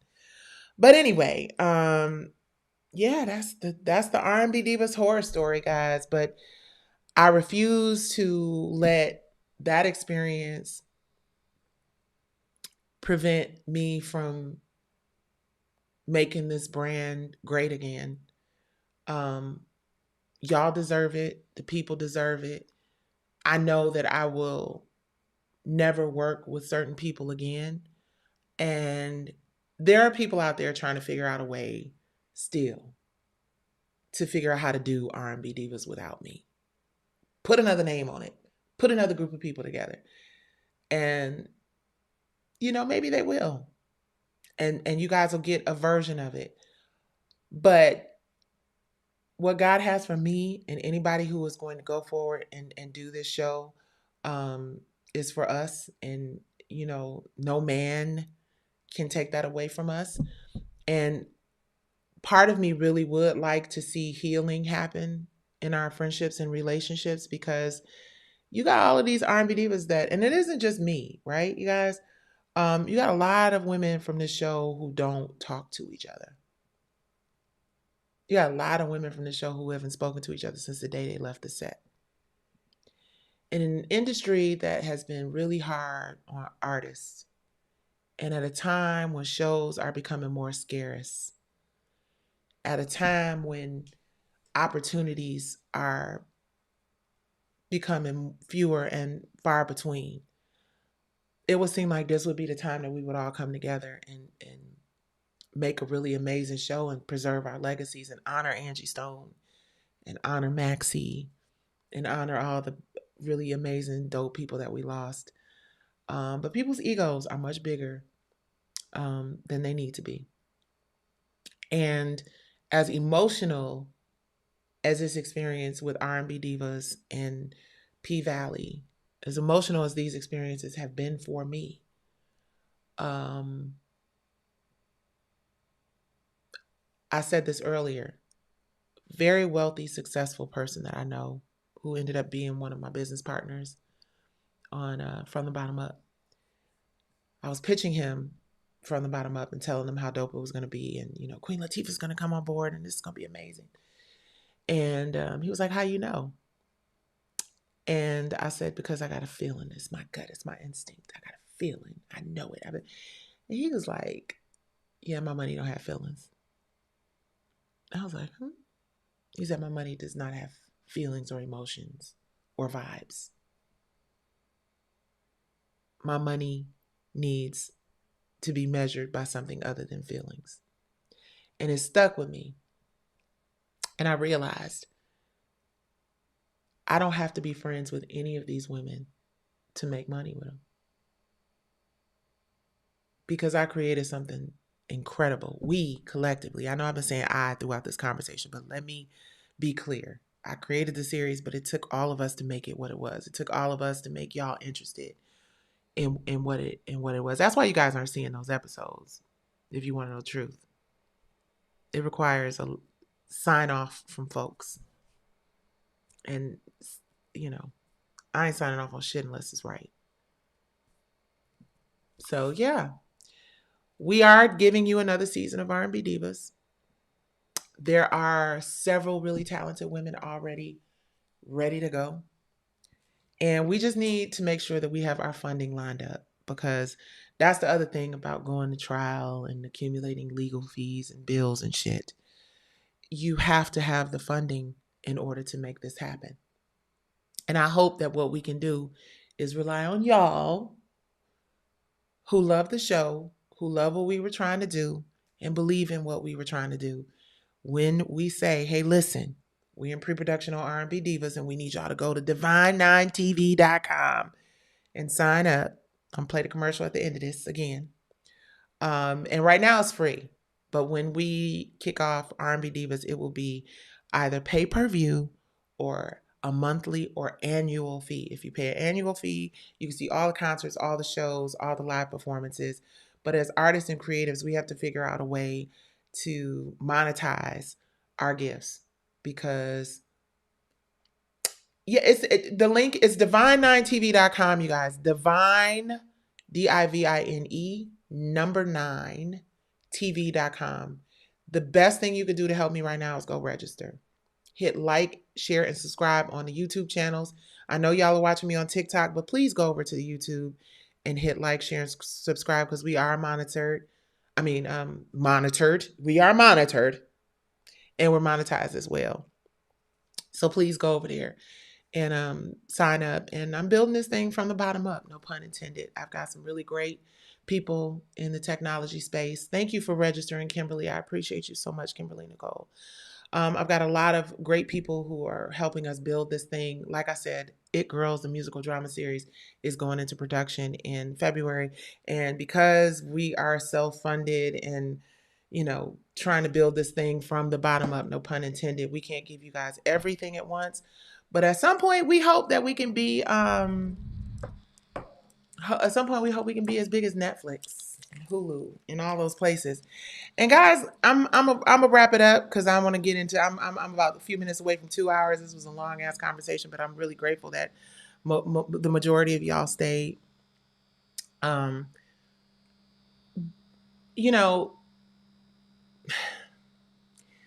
be easy with your creatives and your artists, right?